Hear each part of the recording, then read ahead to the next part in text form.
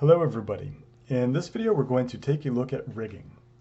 Rigging refers to creating a skeletal system for a creature or character and a puppetry system then for driving that skeleton, and it is used for posing and animating characters and objects. Now, for rigging up a human character or a humanoid character, oftentimes we can use automated rigging setups that make the process of creating the skeleton and rig a little bit easier because it automates the process. For other things that we might need to rig, it requires working more with some fundamental basics in Maya to create a rig entirely from scratch. And we're going to create a very simple rig in this video here for this insect model that we have, this model of a stag beetle. Now, for a human character, we'll oftentimes model the character in what is called T-pose. And the reason for that is that it makes modeling easier, but it also makes rigging easier. And I've done something similar here with this insect model that I've created. Going to turn off the textures so that you can see the just the mesh without the materials applied to it. What I've done here is I've put the legs straight out. If we look at it from the front viewport, you can see how the legs are arranged. Not exactly how we would want to pose the character, but it will make the rigging process a little bit easier for me. I don't really care about modeling the character in a pose. I prefer to model the character or creature in a pose that makes it easier for me to rig later on, because I'm going to be able to create the poses through the rigging. Now, when we are rigging up a character, it doesn't really matter if the character is a single mesh or is composed of numerous meshes. And for this example, I have this stag beetle and I have modeled it in separate parts. So for instance, I have the legs and antenna, the pinchers, the head, as well as various other parts that have been modeled separately. It makes sense for something like an insect because an insect is actually composed of parts.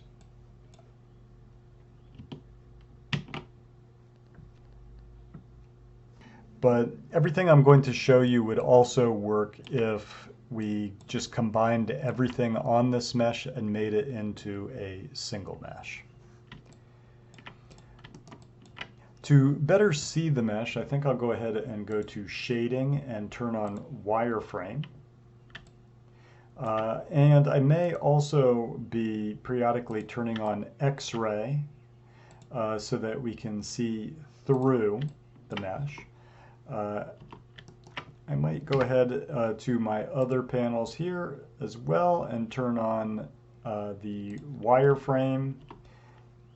It might help me better visualize the geometry that we have here.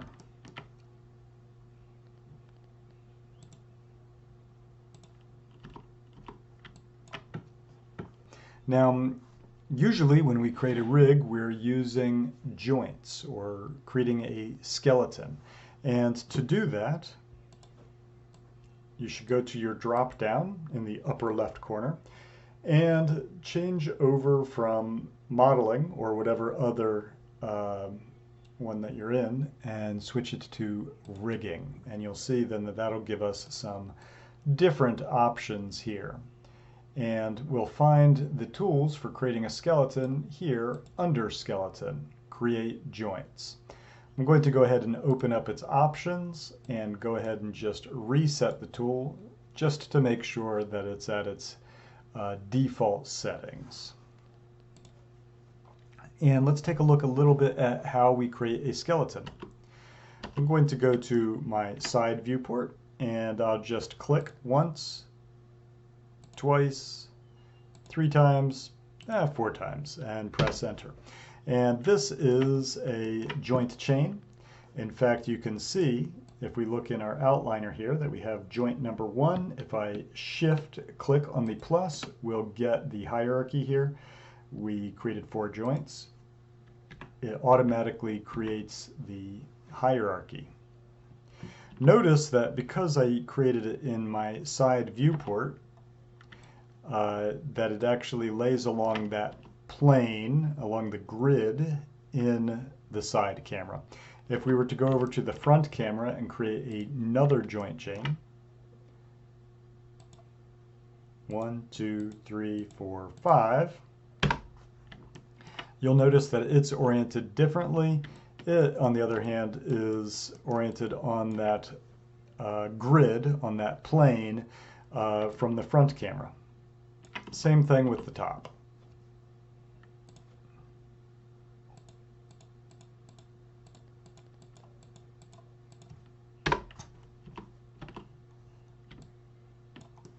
You'll notice how this one is actually on that ground plane as well. In fact, if we go to Show Grid, you'll see, if we hide the insect here, you'll see it's right on that ground plane there.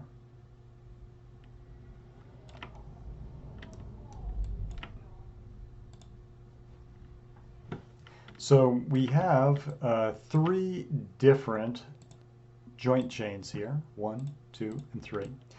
And just like you can parent objects such as meshes and create a hierarchy, you can also continue working with these skeleton hierarchies. For instance, we can select this, let's say this first joint on this chain as the child, shift select this joint as its parent, and then go to Edit, Parent, and that'll create a single chain out of those 2 hierarchies, which we can work our way down very easily.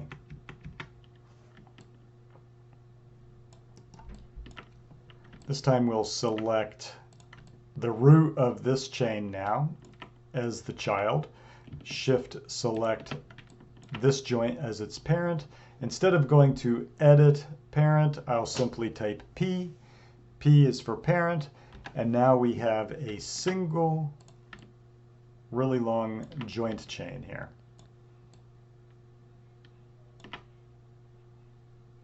I'm going to delete this because I would like to show you a couple more things about joints that will be important to understand with the rigging process. Now, what I'm going to do is create a single joint. Because it's the last tool I've used, I actually don't need to go to skeleton joint, but can just click on this button, which is the last tool I've used, which is the joint creation tool. So I'm simply going to click in here once and press enter. And we'll zoom in on it, take a look at it. And here's my joint. What I want you to understand is that because I didn't draw a child for it, it is actually oriented to the world. So you can see how its rotations are organized and that it basically lines up with our world space. Now, if I create another joint chain, but this time, instead of just one joint, but I create a second joint now, and press enter, what you'll notice is that this joint is actually not oriented the same as this one.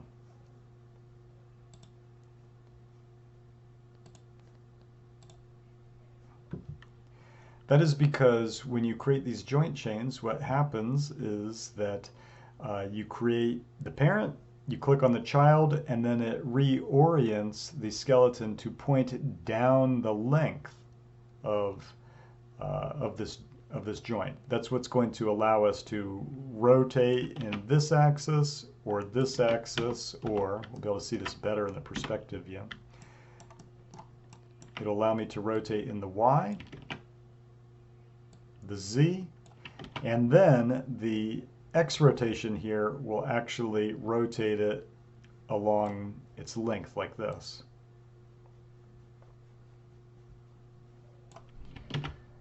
This is very different than if I were to freeze the transforms on it, in which case I'll lose that rotation along the length of the joint, because now, while I can still rotate it and pretty much get the same thing on the Y, both my X and Z rotations will behave differently.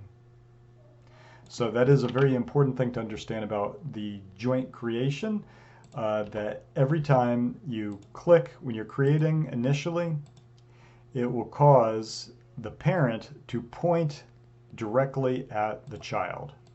This is how it behaves on creation. The last joint, however, doesn't have a child, so it will be oriented once again to the world. So now that you know a little bit about creating joints, let's start creating a skeleton for our insect here. So let's go ahead and begin creating the skeleton for this beetle. I'm going to start in my side view, and I'm going to create what is going to be the root for my skeleton. Now, if I were rigging up a human character, I would start at the hips. So very similarly, I'm going to start at perhaps what would be, similar to the equivalent, let's say, of the hips, but with a beetle. Go to create joints, and I'll place it right about here. And I'm going to press enter. I'm not going to create a chain yet, and I'll tell you why. I actually prefer to have this joint oriented to the world. And for that reason, by pressing enter and not having it point to a child, it will be oriented to the world. I will rename this joint, and I'm going to call it hip, although I don't know if that's exactly appropriate for a beetle, but we'll go with that. I think I'll now create the joints for the abdomen of the beetle. So I'll go to skeleton, create joints once again, and I'm going to put one here. I'll put another one here. This will allow me to bend the abdomen a little bit if I need to, although generally I don't think I'll need to do that. I think that we could keep that fairly stiff. And I'm going to put a final joint here at the tip. It's always a good idea to put a joint on the tip, as I'm doing here. It helps with skin weights, but also it tells this joint what direction to point in. So that end joint is good for that purpose as well. I'm going to rename these joints. Currently they're named joint 1, 2, and 3. We can quickly rename them very easily by going to Modify, Search and Replace Names, and you'll notice that I've already set this up actually. It's going to search for anywhere where the name is joint, and it's going to replace it with abdomen. So I'll apply, and now you'll notice that joint 1, 2, and 3 have become abdomen 1, 2, and 3. The other thing I'll do is take that abdomen joint as the child, select the hip joint, and type P for parenting. So now we have a single joint chain. Now, why have I created these joints specifically in the side viewport? Well, for these joints, that's where it made the most sense. By creating it in the side view, if we look at this joint chain from the top, you'll notice that it goes right down the center of this beetle. So that's why I drew it from the side view. The next joint chain I think I'll create will go from the hip but work its way down this way, down the thorax and to the head. So I place the joints where I'm going to want them to bend. So we'll go ahead and select our Create Joint tool. I'm going to put one here. I think I'll just leave this area stiff, so then I'll put one here for the head. And once again, I'm going to put one here for the tip of the head. And we'll go ahead and name those. I'll name this one Thorax, head, and head tip. Now that I've created those, I'll select the joint, select its parent, once again the hip, and type P. So here's our chain. Please take note of it here in the outliner. If I hold down Shift and click on the plus, that will expand, and you'll see that the hip is the parent of both the abdomen 1 joint and the thorax joint. We'll now move on to the legs. And because of the way that I've modeled this, with the legs situated as they are, it will make the most sense for me to create the joints for the legs from the top viewport. That may not be the case for your insect or other creature that you might be making, but for this particular example, it'll be most easy for me to create the leg joints from my top viewport. So I'm going to switch to my top viewport and we'll start creating those legs. I'll work on the right front leg first. Once again, selecting my joint tool. And again, remember you click where you're going to want it to bend from. So I'm going to click here. I'll put another joint here.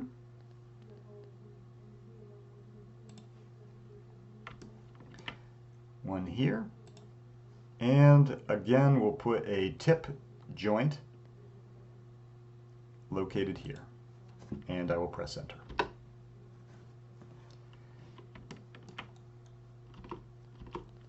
You'll see that it's actually situated quite nicely on the leg. However, if this model were in a different place, such as here, for example, just as an example, let's say, and I were to create that leg in there, let's say from the top viewport, I'm going to create the middle leg here now. If I click here, put another joint here, another one here, and another end joint here. What you'll notice is that in fact it's not inside my beetle. In that case, what I would need to do is move the joint up like that so that it's inside the leg. I'm going to simply move my beetle model back down though, because the way I have it modeled, it's very easy for me to create those joints and have them in the proper placement. I'll go once again to the top viewport and we'll do that back leg now. Select my joint tool. Again, clicking on the points where we want it to bend from.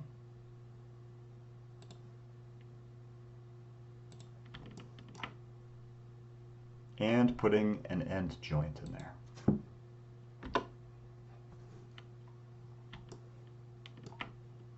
Now, one technique that can really make things easier for you when you're working is to put things into layers here.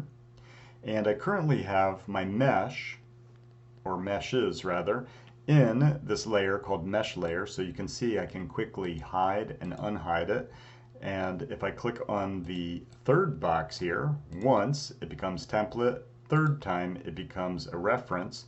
The convenient thing about that is then I can't accidentally select my mesh. That can be very convenient. So keep that in mind when working with rigs. Here are the joint chains I've created. I should rename them, so that's exactly what I'm going to do. I'm going to come in here and with this chain here, let's go once again to the modify, search and replace names, and wherever it says joint, I'm going to replace it with a RF. That will be for right front leg, and we'll apply that. These have been renamed. We've got right front leg 1, 2, 3, and then the last one, which is the tip. We'll do the same to these others. Actually, I probably should have named this before going on to creating these other ones, because you'll see that the numbering is not very good here. It's 5, 6, 7, 8 now, but that's okay. We'll select that middle leg, go to modify, search and replace names, and this time everywhere where it's joint we'll call it RM for right middle leg. Apply. I will come in here and just change these numbers individually, so we'll make that 1, 2,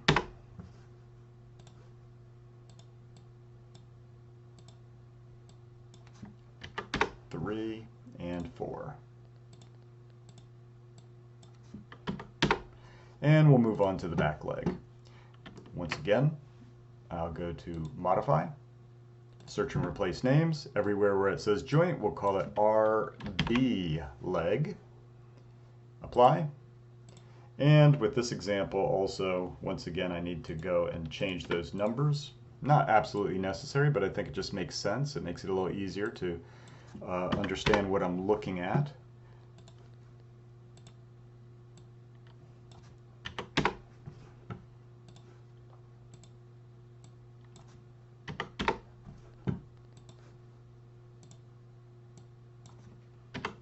And there we go. Now we have the legs, but they are not currently connected to the rest of our rig. If I move the hip here, you can see the legs don't move with it because we need to do the parenting, but we can do that now. I think I'll take this right back leg and I will make it a child of the abdomen 2 by typing P. We'll take the right middle leg, make it a child of the abdomen 1, and I'll take the right front leg and make it a child of the thorax. And now if we select the root, you'll see that the whole skeleton will move with it. Let's move on now to the left legs, and this will be a lot easier because we've done most of the work. All we need to do is to mirror the legs on the right. So we have to do them one by one. What I mean is each chain. We can't mirror all 3 of these chains at once. So I'll select the right front leg first, and I'm going to go to skeleton, mirror joints, open up its tool setting, and everywhere where it says RF, we'll change it to LF. And it's going to get mirrored on the YZ axis. So I'll apply. And we've created our left leg, our left front leg. We'll do the same for the middle leg. Everywhere where it says RM, we'll replace it with a LM. There we go. And we'll take that back leg, and everywhere where it says RB, we'll replace it with an LB.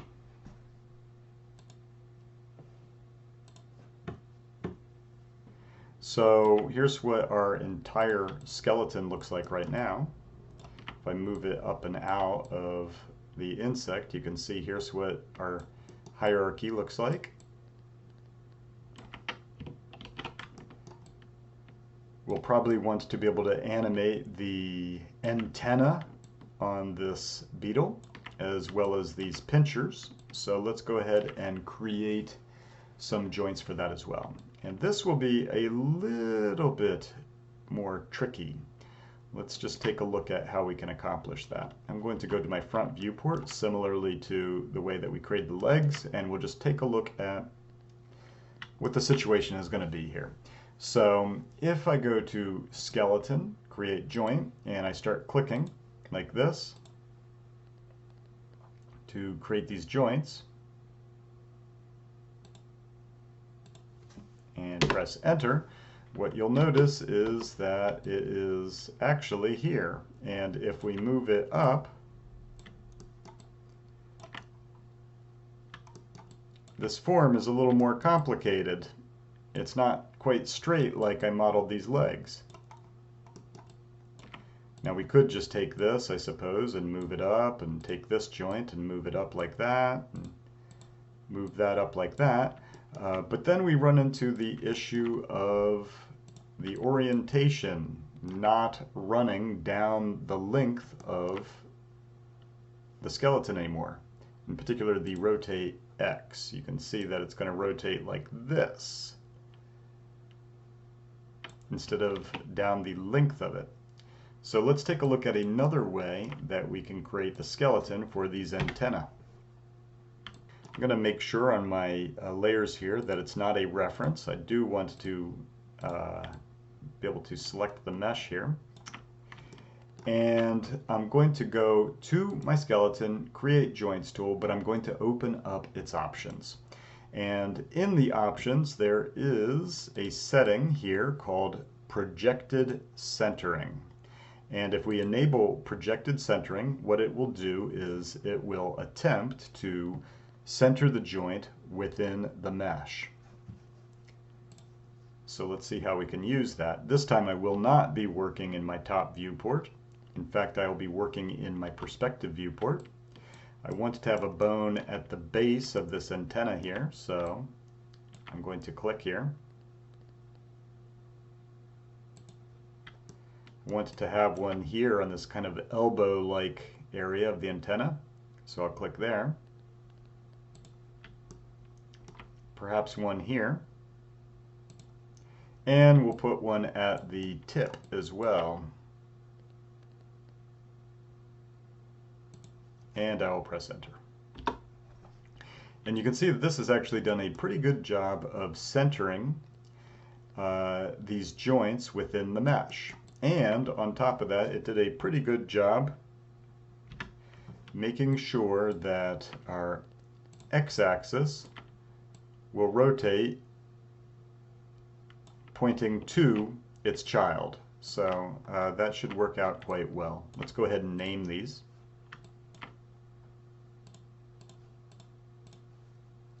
I'm going to call it R antenna.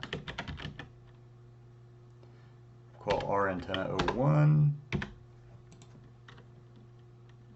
Probably should have just named it using that prefix tool that we looked at earlier, but that's okay.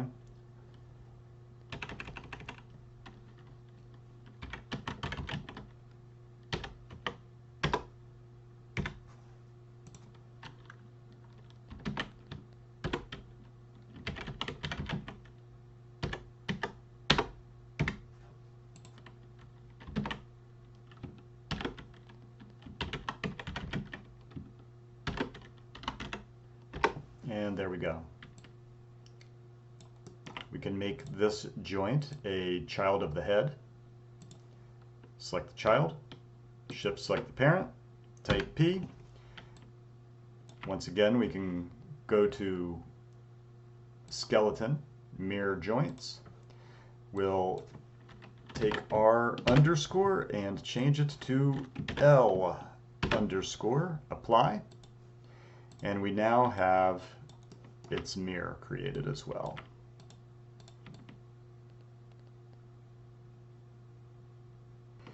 We could do the same for these small little antennae as well. I don't know if that's technically what they're called. But let's go ahead and do the same thing and see if that will work for us. We'll go to skeleton, create joints. It's still set to projected centering. And I'll just put a joint here, here, and we'll put one at the tip. And enter. Looks like that worked pretty well. Look at the orientation of it. I think that should work just fine. Let's go ahead and rename it. I'm going to call it, if we go to modify, search and replace names, everywhere where it's called joint, we'll replace it with a R, I don't know, we'll just call it little antenna. And apply.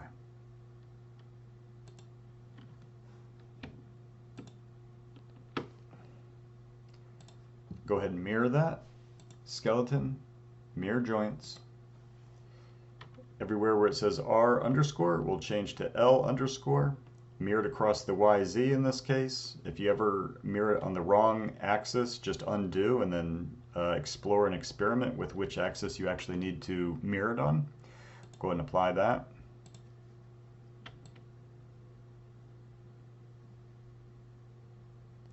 And we'll make it both of these will make a child of the head.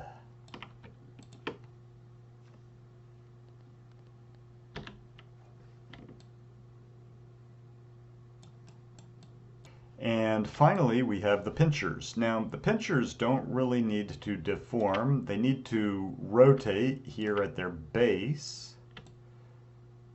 But they don't really need to deform because they're hard. So for that, I might just go to create joints. I'm going to turn off the projected centering. And I think I might just create a joint more or less at the base here that I'm going to be able to rotate.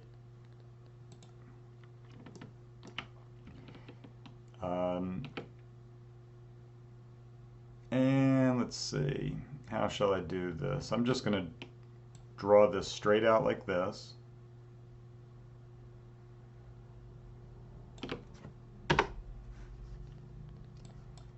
I'll call it R pincher.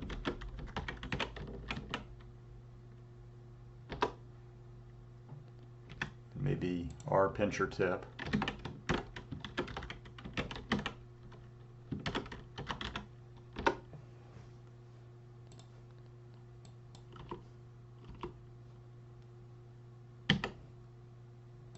Move it up.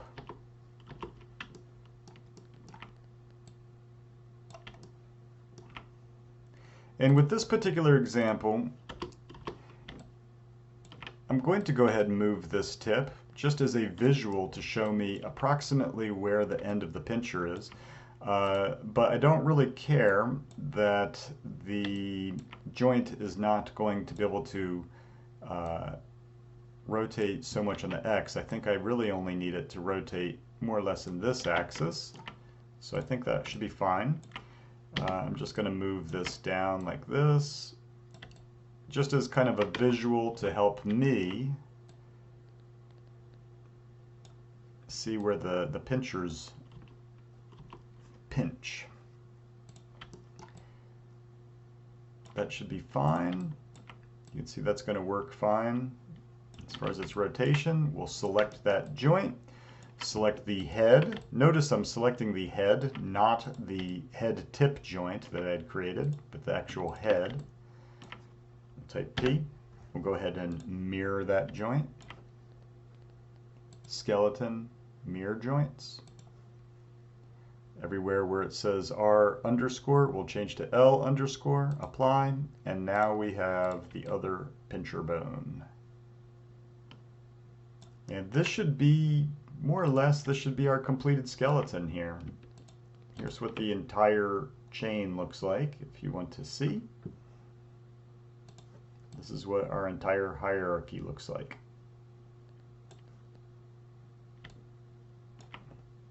This is what the skeleton looks like.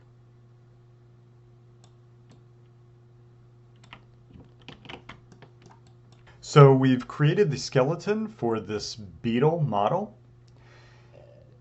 In the next video, we'll take a look at how we can bind this skeleton to the mesh so that it will provide the deformation that will allow us to pose and animate this creature. I'll see you in the next video.